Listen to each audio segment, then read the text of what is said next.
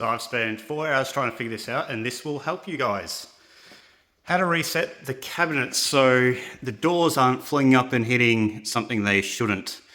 There is a weight on these, which is behind this, and the weight isn't the thing that stops it from going up and hitting.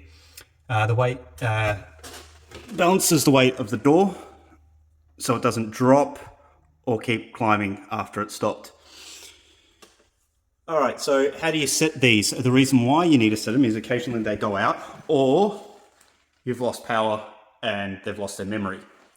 The easiest way of setting them is as simple as pressing this reset on the motion. Now you hold it down and you let it flash.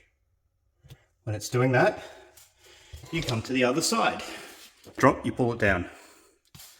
Once it's down, you put something above where you want it to stop. Not your hand, because it will probably hurt your hand. You put the foam. And this is after you've pressed that motion button, reset.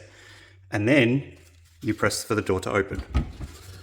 Now it'll go up and bang. And then it'll go back down. Sometimes it goes back up by itself. There we go. And that's how it's set. So next time you open it, it won't go bang. It stops where it needs to. And if you like that video, like and subscribe. But you find this underneath the casing. There we go. And on the other side is not the motor. So that there, you put a screwdriver in there. Do I have one lying around?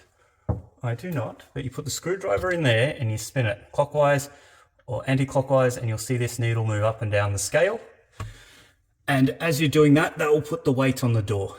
And then you kind of see where it likes sitting.